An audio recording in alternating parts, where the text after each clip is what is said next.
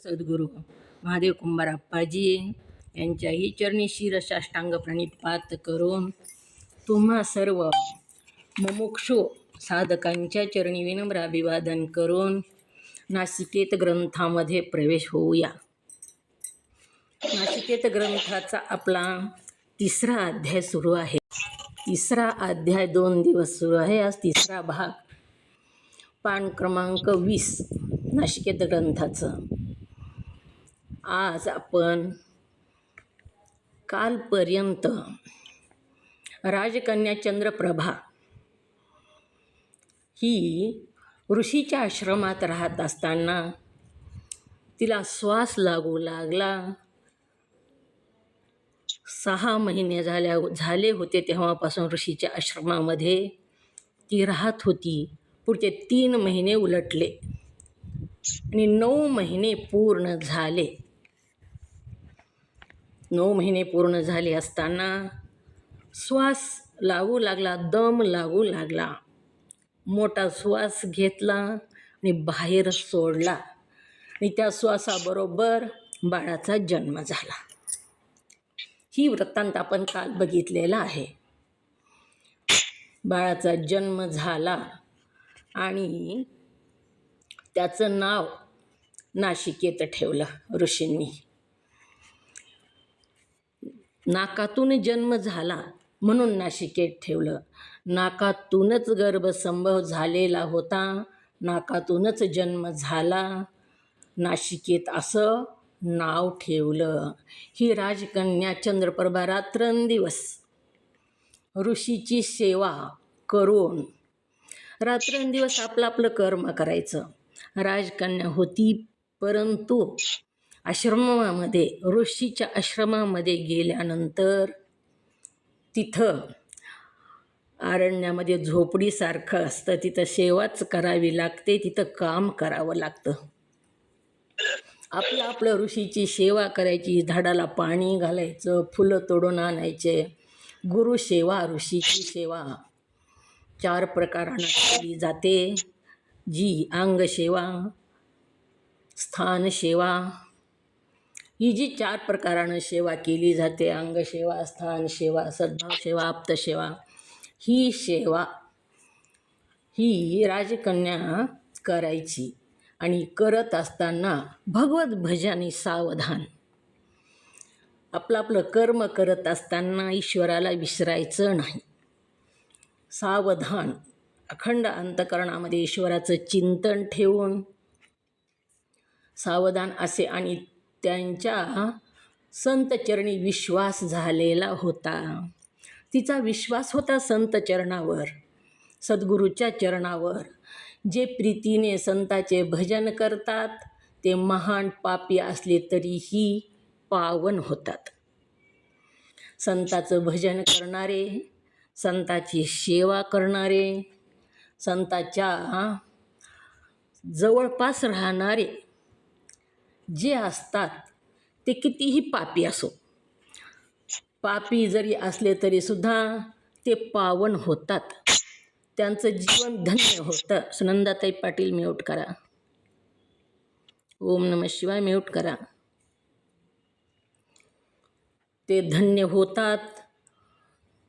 जसं विरोध जरी केला संताला, विरोधी भावनेनं जरी संताकडं गेलं तरीसुद्धा जीवनाचं सोनं झाल्याशिवाय राहत नाही.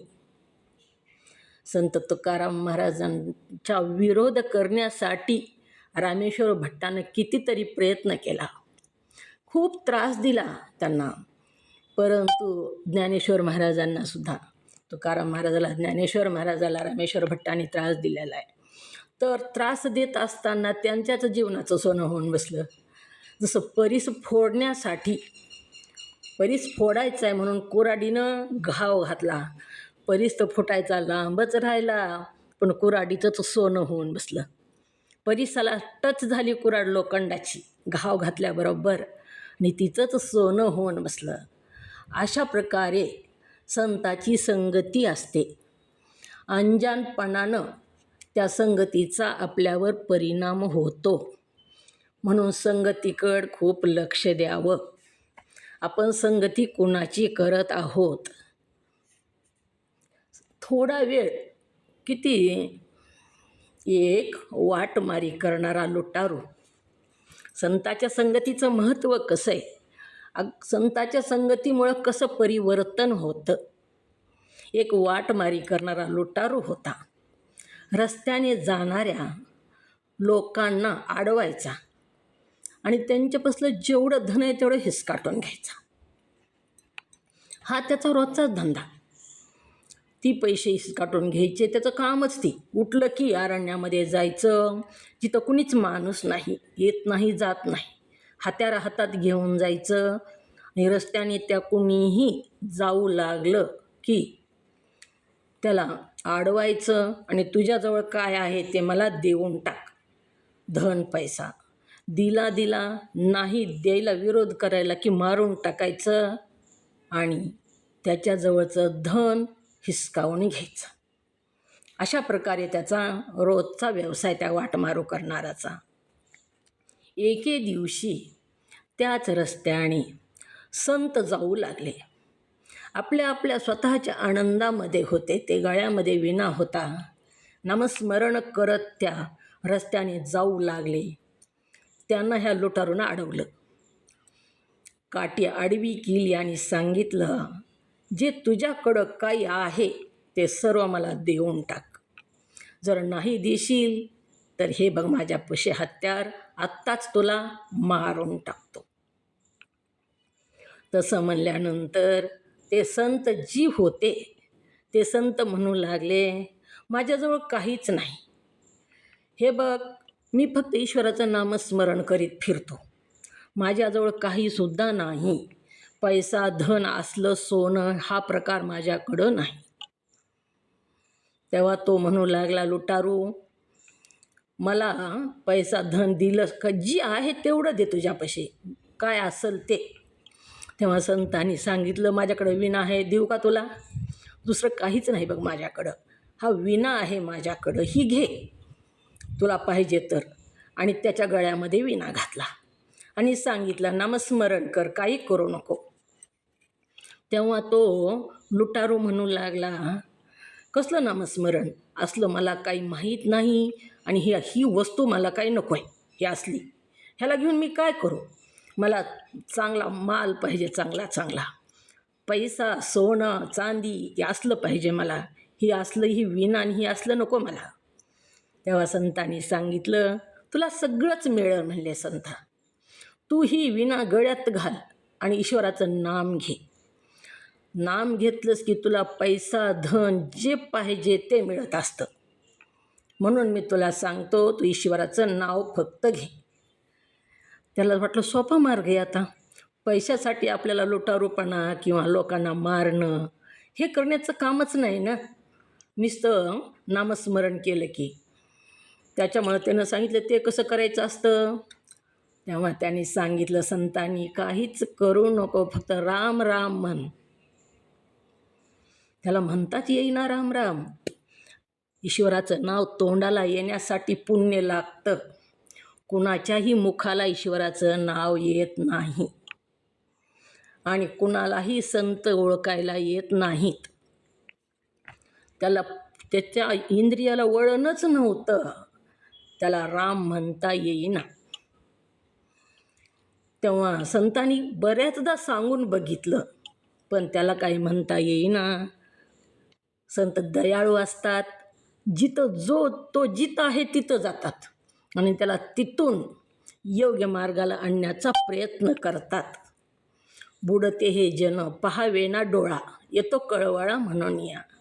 कुणाचाही कळवळा संताला येतो. पापी लोकांचा सुद्धा कळवळा येतो. ही किती पाप करतात, ह्यांना कळत नाही म्हणूनच पाप करतात. ह्यांना जर कळालं तर हे पाप करणार नाहीत, असा त्यांना कळवळा येतो. म्हणून त्यांनी सांगितलं, राम राम म्हणता येत नाही तर तुला मारा मारा म्हणता येतं का म्हणले संत. तेव्हा त्यानं सांगितलं, ती येते म्हणलं मला. ती काय येतं तर माझा धंदाच आहे म्हणला. मारा झोडा ठोका हे रोजचं माझं कामच आहे.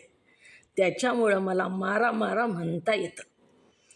संतांनी सांगितलं मारा माराच म्हण, मारा मारा मारा मारा मारा मारा मारा असं होऊ लागलं. मारा मारा म्हणत म्हणत रामा रामा उच्चार होऊ लागला. मारा मारा मारा असं जर म्हणत म्हणत 3 मारा झालं की 2 रामा होऊ लागलं. आणि वाल्यासारखा जो लुटारू होता, त्याला दुसरं काहीच माहीत नव्हतं, त्याचा वाल्मिकी ऋषी झाला. का झाला आणि किती वेळ संगती झाली संताची, आडविलं संताला.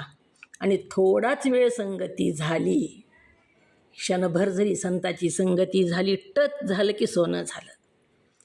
परिसाला लोखंडाचा स्पर्श झाल्याबरोबर सोनं होतं. तसंच इथं संत जे असतात ते परमेश्वरच असतात असं सांगू लागलेले आहेत. प्रीतीने संताचं भजन करतात ते महान पापी असले तरीही पावन होतात. महान पापी वाल्या कोळ्यासारखे असले तरीसुद्धा कुणाचा संगती झाली होती वाल्या कोळ्याला? ओम नमः शिवाय. कोण भेटलं होतं?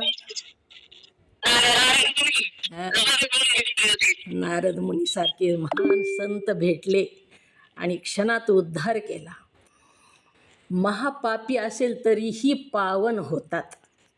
या संताच्या संगतीने परब्रह्माची प्राप्ती सहज होते. अट्टास करायची गरज नाही. संताच्या संगतीने परब्रह्म जे आहे आपला आत्मा परब्रह्म त्याची प्राप्ती सहज होते म्हणतात. या जगात परमेश्वर संतरूपी असून त्याच्या सेवेने कैवल्य प्राप्त होते. परमेश्वरसुद्धा जेव्हा अवतार घ्यायचा तेव्हा संत रूपानं अवतार घेतात. कार्तिक स्वामींनी मन्मथ माऊलीच्या रूपानं अवतार घेतला. परमेश्वरसुद्धा संत म्हणूनच अवतार घेतात. महाविष्णूचा अवतार सखा माझा ज्ञानेश्वर. ज्ञानेश्वर महाराजांचा अवतारसुद्धा महाविष्णूचा अवतार असं मानलं जातं. पण तो संतरूपी असून त्याच्या सेवेत कैवल्य प्राप्त होऊन परंतु भाग्यवान आहेत तेच संताच्या ठाई शुद्ध भावार्थ ठेवतात. परमेश्वरसुद्धा संताच्या रूपानं अवतार घेतो, परंतु हे कुणाला कळतं? जे भाग्यवान आहेत. भाग्यवान कुणाला म्हणावं? भाग्यवानाची व्याख्या भजन पूजन. ओम नमः शिवाय. सांगा कुणाला आहे का माहीत? भाग्यवान कुणाला म्हणावं? पुरावे संतांनी दिलेले आहेत. हां बरोबर. हां पुढचं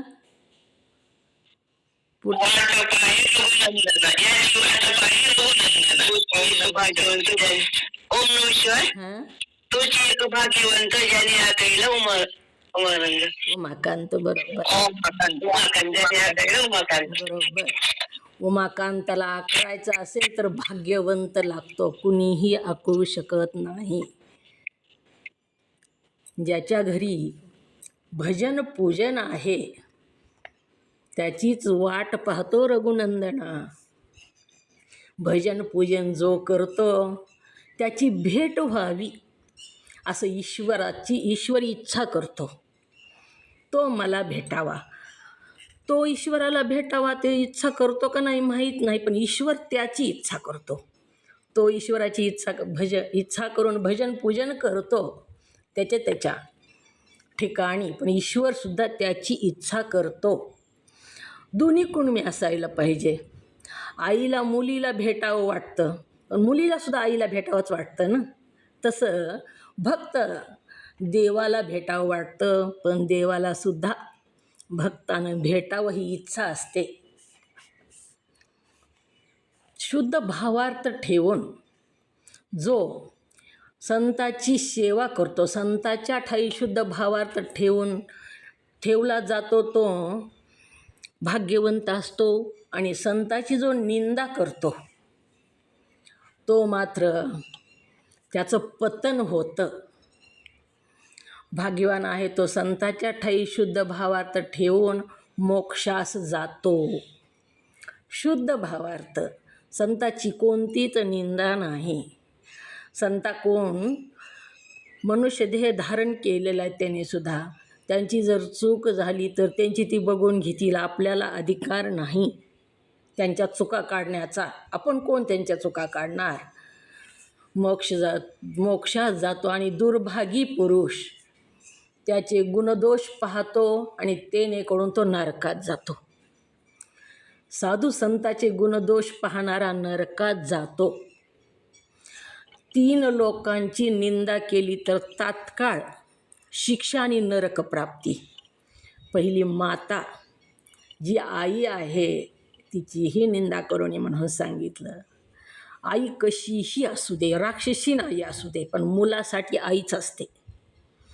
तिचा जो राक्षसी भाव असतो तो जगासाठी असेल, स्वतःच्या मुलासाठी नसतो. तो मुलासाठी आईच असते आणि आईचेच गुण तिच्या ठिकाणी असतात. म्हणून पहिलं आईची निंदा करू नये, वडिलाची निंदा करू नये, सद्गुरूची निंदा करू नये आणि साधू संताची आणि ईश्वराची 5 लोकाची निंदा करू नये. ही जर निंदा 5 लोकाची झाली तर तात्काळ त्याची शिक्षा आहे आणि अघोरी शिक्षा आहे. गुणदोष पाहतो तेने करून तो नरकात जातो असं सांगू लागलेले आहेत. असो, चंद्रप्रभेने शुद्ध भावाने रात्रंदिवस ऋषी सेवा आणि तप करावं. रात्रंदिवस ऋषीची सेवा करावी आणि तपश्चर्या करावी. वेळ मिळाला की साधना करावी, तपश्चर्या करावी, सत्वगुणामध्ये राहावं. बालकास स्तनपान करावे. बाळ जन्मलेला होता नाशिकेत आणि लहान बाळ असताना आईची कशी काम करत असताना किती धावपळ होते, किती तिला कसरत करावी लागते त्या बाळाला घेऊन काम करताना. बाळकास स्तनपान द्यावे याप्रमाणे तिचा नित्यक्रम असे.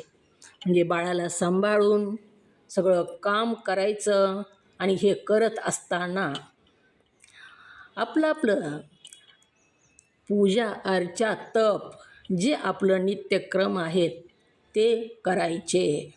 नित्यक्रम असे. कोणी एके दिवशी ही सुंदरी ऋषी सेवेत गुंतली असता.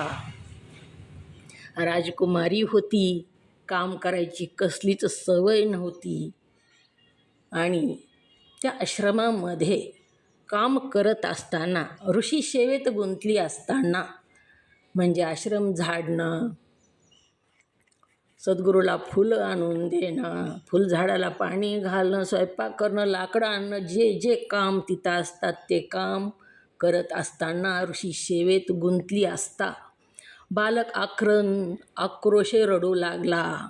नासिकेत जो होता बाळ होता तो आक्रंदून रडू लागलेला आहे, मोठमोठ्यानं रडू लागला.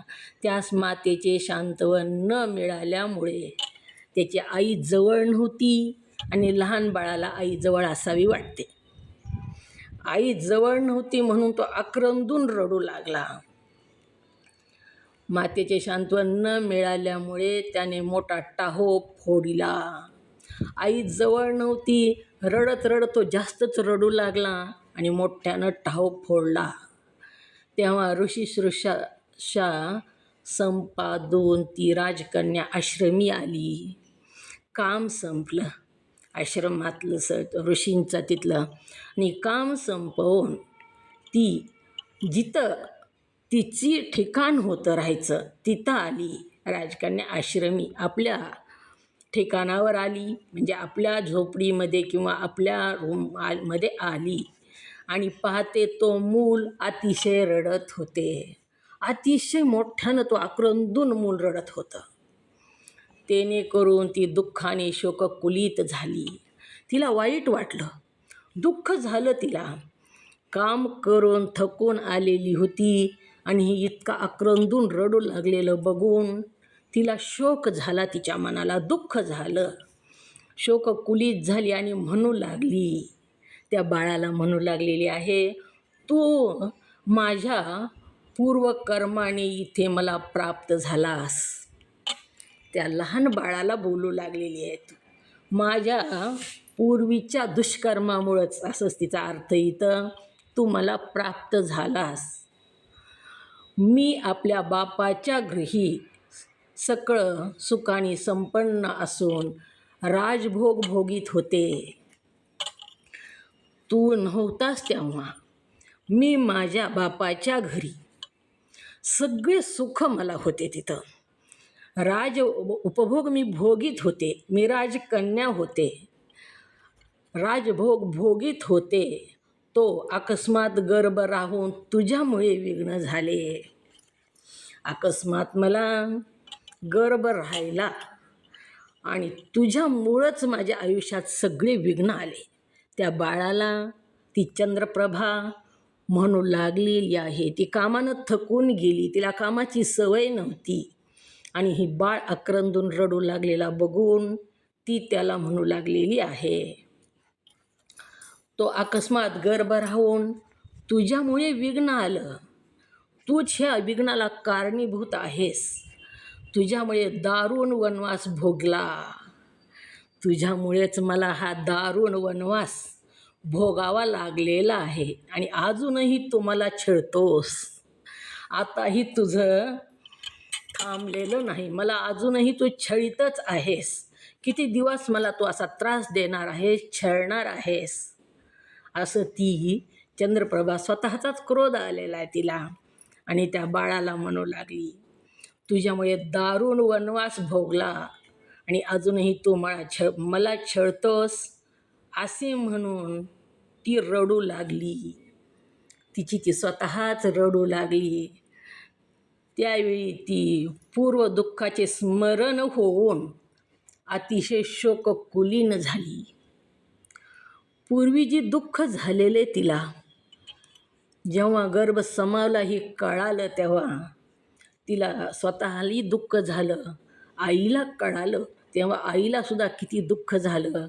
जेव्हा वडिलाच्या लक्षात आलं, वडीलसुद्धा किती दुःखित झाले.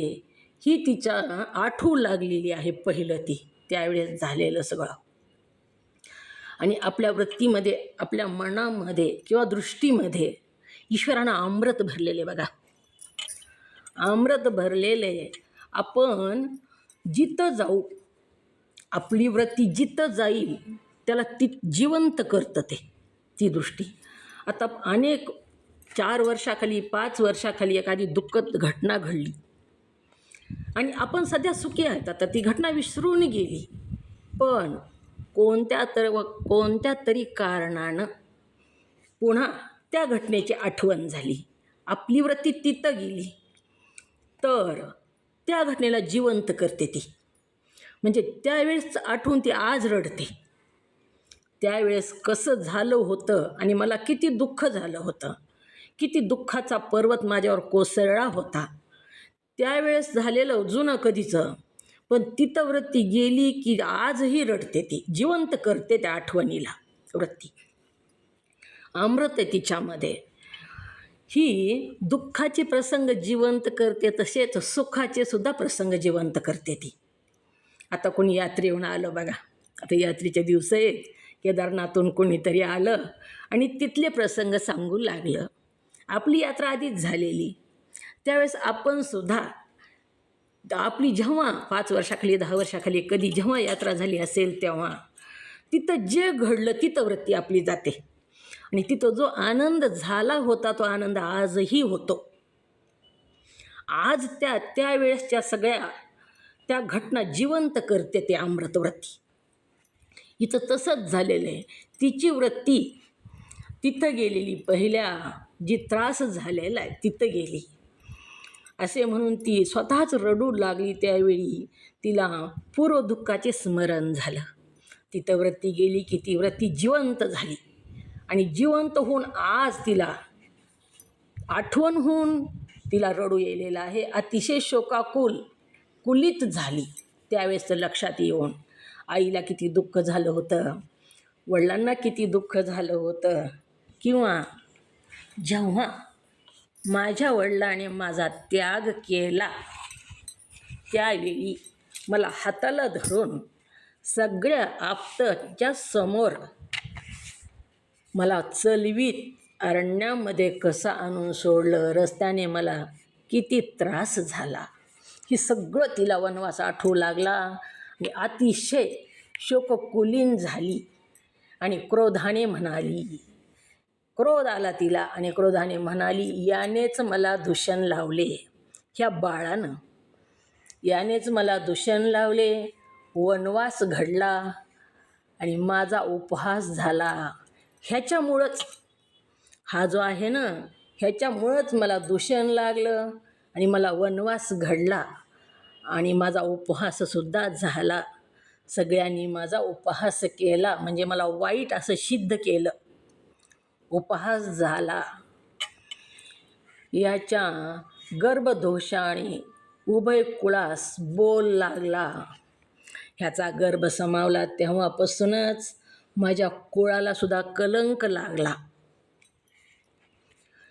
थोडं काही झालं ना तर दुःख, पहिलं दुःख भोगलेलं आहे आणि आता सुखी असो, पण थोडंसं दुःख झालं की पहिलं सगळंच दुःख उचमळून येतं. त्यावेळेस एखाद्या आईनं एखाद्या मुलाला विधवा झाली असताना शिक्षण शिकविलं, सगळे अलंकार स्वतःचे मोडले, सगळं शेत विकलं, शिक्षण शिकविलं, मोठा अधिकारी झाला.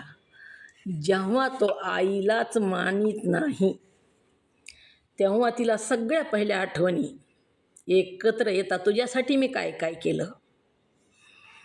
जेव्हा सुखात सांभाळतो मुलगा तोवर तिला काही वाटत नाही, परंतु जेव्हा एखादं दुःखमय मुलगा उलटा बोलला किंवा काही अंतकरणाला जखम होईल असे शब्द बोलला तर सगळं तिचं सगळं पहिलेपासूनचं व्हिडिओ तिच्यासमोर उभा राहतो. मी कसं कसं केलं पहिल्यापासून ह्याच्यासाठी, ही दिवस बघण्यासाठी केलं का, असं तिला वाटतं. तसंच इथं बाळ रडू लागलेलं आहे आणि तिला त्या रडण्यामुळं आधी तर काम केलेले, काम करून थकून गेलेली आणि ती बाळ रडू लागला. त्याच्यामुळं तिला काय झालं, सगळंच तिचं जीवनवास झाला, ती सगळाच तिला आठवू लागला.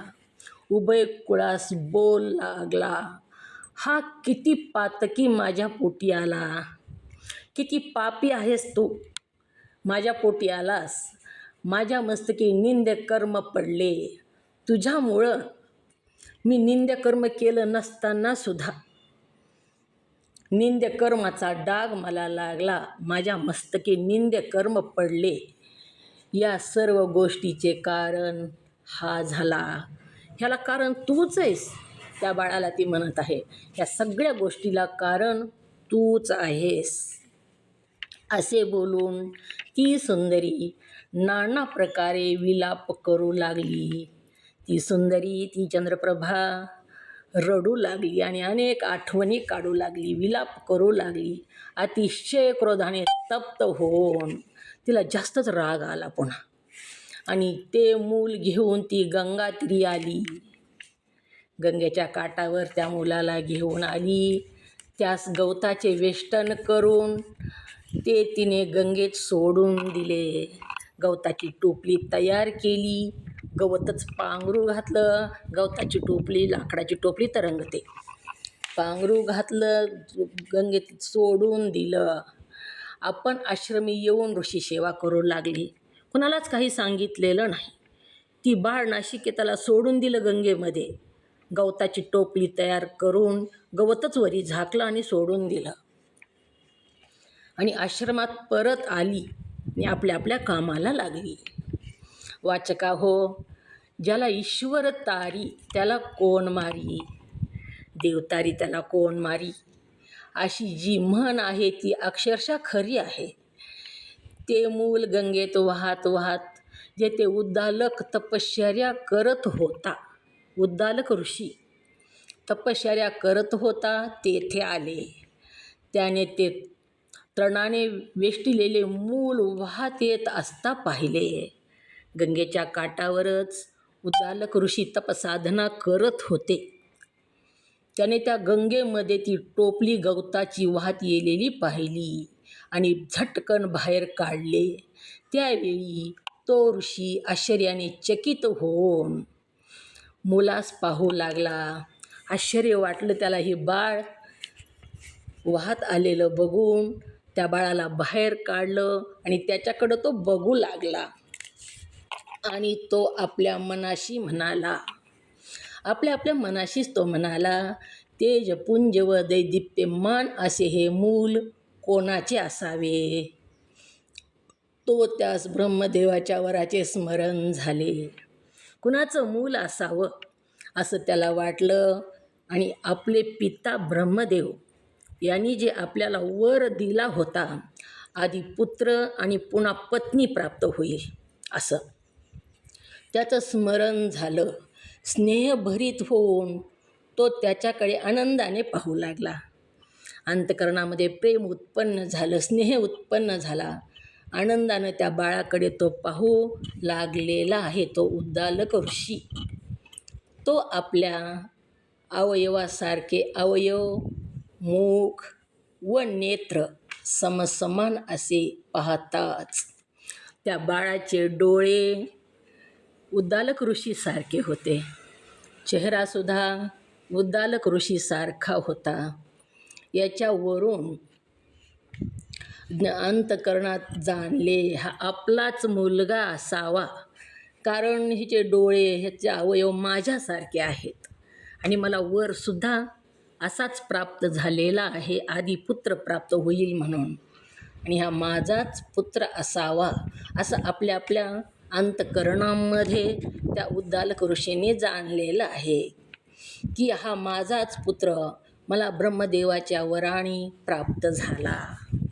माझाच पुत्र आहे आणि ब्रह्मदेवाने जो वर दिला होता ते आज फलद्रूप झालेला आहे असे म्हणून मोठ्या हर्षाने त्याने त्यास आपल्या आश्रमी आणून मोठ्या उल्हासाने त्या मुलाचे मंत्रोक्त विधी विधान करून आपल्या आश्रमात बाळाला आणलं आणि मंत्रानं विधी विधानानं त्याचं शुद्धीकरण करून घेतलं. आपण सुद्धा 5व्या दिवशी बाळाचं शुद्धीकरण करतो, त्याला लिंग बांधतो ज्याच्या त्याच्या धर्माप्रमाणे, पण शुद्धीकरण करून घेतो. तसं या उद्दालक ऋषींनी त्या बाळाचं शुद्धीकरण करून घेतलं. आश्रमी आणून मोठ्या उल्हासाने त्या मुलाचं मंत्रोक्त विधी विधान करून यथाविधी ब्राह्मणास पूजन केले. ब्राह्मणाचं पूजन केलं विधी विधानानं. मुलगा झाल्यानंतर जे करतात विधी विधान ते विधान उद्दालक ऋषींनी केलं आणि पुत्र उद्देशाने ब्राह्मणास गोदान हिरण्यदान दिले. तेव्हा ऋषी जो आनंद झाला तो काय सांगावा. पुत्र झाल्यानंतर आनंदानं जे दान धर्म करतो तसा ऋषींनी दान धर्म केलेला आहे. काय दान दिलं ऋषींनी? ऋषीकडं काय सोनं नाणं नसतं. गोदान, गोरेचं दान दिलं. असं आनंद झाला तो काय सांगावा. अतिशय आनंद झालेला आहे ऋषीला. आपलाच मुलगा आहे असं कळालं आणि आनंद झाला. तेव्हा उद्दालकास ब्रह्मवचन सत्य वाटून आता मला श्री प्राप्त होईल. ब्रह्मदेवानं दिलेलं वचन खरंच आहे. खरं वाटत नव्हतं त्याला आधी. त्याला वाटायचं आधी मुलगा कसा प्राप्त होईल आणि पुन्हा पत्नी, असं कुठंच झालं नाही. परंतु आता मात्र विश्वास बसलेला आहे ब्रह्मदेवाच्या वचनावर. सत्य वाटून आता मला स्त्री प्राप्त होईल. आता मला मुलगा प्राप्त झाला, आता मला स्त्री प्राप्त होईल अशी त्याच्या मनाची खात्री झाली. मनाला खात्रीशीर वाटू लागलं की आता मला पत्नीची प्राप्ती होते. मला आता मुलगा प्राप्त झाला. ब्रह्मदेवाच्या वराप्रमाणे मला आता पत्नी प्राप्त होईल. आता मी सुपुत्र जसा वाढू, तो सुपुत्र जसा वाढू लागला तसे ऋषीचे प्रेम त्याच्यावर जास्त जडू लागले. आपल्यासारखंच बाळ लहान आहे, जसं जसं बाळ वाढू लागतं तसं तसं किती त्याचं कौतुक वाटतं, किती ते हसायलं, ती बघायलं, हो म्हणायलं, पालतं पडायलं, रांगू लागलं तर जास्तच कौतुक वाटतं पुन्हा पुन्हा पुन्हा पुन्हा. तर तसंच ऋषीला आणि जास्त प्रेम जडतं पुन्हा, त्याच्या वाचून राहवत नाही. तसंच ऋषीचे प्रेम त्याच्यावर जास्त जडू लागले. जसा जसा तो सुपुत्र वाढ होऊ लागली तसं तसं ऋषींचं प्रेम त्या मुलावर जडू लागलं.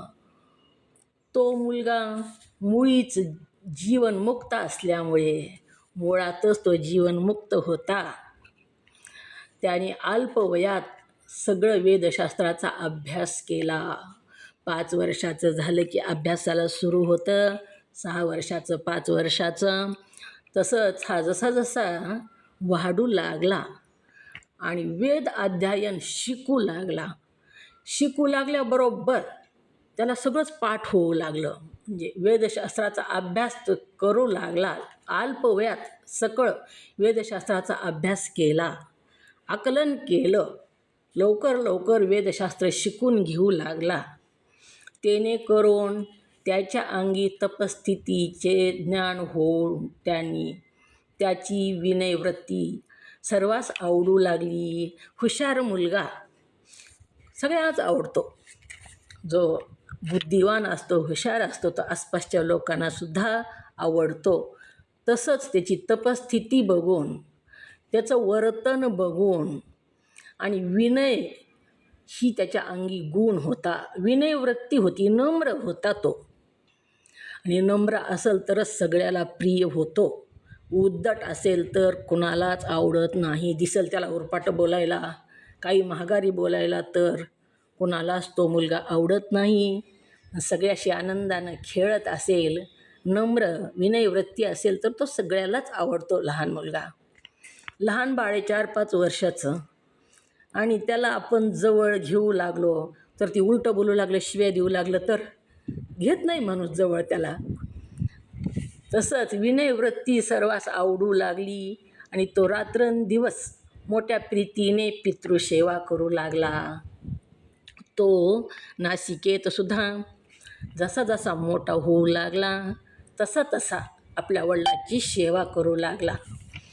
त्याने नित्य गंगा स्नान करून ध्यान, धारणा, अनुष्ठान करावे सगळं शिकला तो आपल्या पित्याकडून. त्या आश्रमामध्ये अनेक ऋषींचं बघून, आणि गंगा स्नान करून ध्यान करावं, धारणा करावी, अनुष्ठान करावे, अशा प्रकारे त्याचे अनन्य भजन, पितृसेवेत सावचित्त आणि प्रतिपालन हे गुण पाहून त्याच्या बापास मोठा हर्ष होई. त्याचे ही सद्गुण बघून वडिलांना खूप आनंद वाटायचा. सावचित्त, प्रतिपालन, सगळा नम्र भाव आहे, बोलायचं कळतं. लहान असतानाच ध्यानधारणा शिकून घेतली. जसं वडील गंगा स्नान करतात, ध्यान करतात, पूजन करतात, त्या सगळ्या प्रकारे तो स्वतःही करू लागला. आणि आई तर नव्हती तिथं, वडील सांगते त्याप्रमाणे तो आज्ञेमध्ये राहू लागला. वडिलाची आज्ञा कधीच मोडायची नाही. पितृसेवेत सावचित्त, सावध होता तो. वडिलांनी बोलल तसाच वागायचा. प्रतिपालन हे गुण पाहून त्याच्या बापास मोठा हर्ष झाला. हे सद्गुण बघून उद्दालक ऋषीला, नाशिकेताच्या वडिलांना अतिशय आनंद झाला, हर्ष होऊ लागला. प्रपंचामध्ये सुद्धा, आपल्याही प्रपंचामध्ये मुलगा जेव्हा मोठा होतो तेव्हा मुलापेक्षा, आता मुलगा मोठा झाला आणि कुठंतरी चांगल्या ठिकाणी नंबर लागला, तर समजा मेडिकलला नंबर लागला, तर मुलाला तर आनंद झाला का नाही झाला ती सोडून द्या, पण त्याच्या बापाला एवढा आनंद होतो, त्याला वाटतं मी डॉक्टर झालो, इतका त्याला आनंद होतो. तसंच ही सुद्धा ह्या नाशिकेताचं सगळं सद्वर्तन बघून वडील खुश आहेत त्याच्यावर आनंदी आहेत. अशा प्रकारे ही नाशिकेताचा वृत्तांत 3रा अध्याय इथं आपला पूर्ण झाला. उद्याच्या भागामध्ये आपण 4था अध्याय बघणार आहोत. चंद्रप्रभा आणि नासिकेत यांची भेट. पुन्हा पाण्यात सोडून दिलेला जो नाशिकेत आहे त्याची आणि त्याची आई जी चंद्रप्रभा हिची भेट उद्याच्या अध्यायामध्ये आपण बघणार आहोत. आजचा वेळ आपला झालेला आहे. झालेली सेवा सद्गुरूंच्या चरणी समर्पित, तुम्हा सर्व साधू संतांच्या चरणी समर्पित करून सेवेला पूर्णविराम. जे या मुखातून योग्य शब्द बाहेर पडले ते सद्गुरूंचे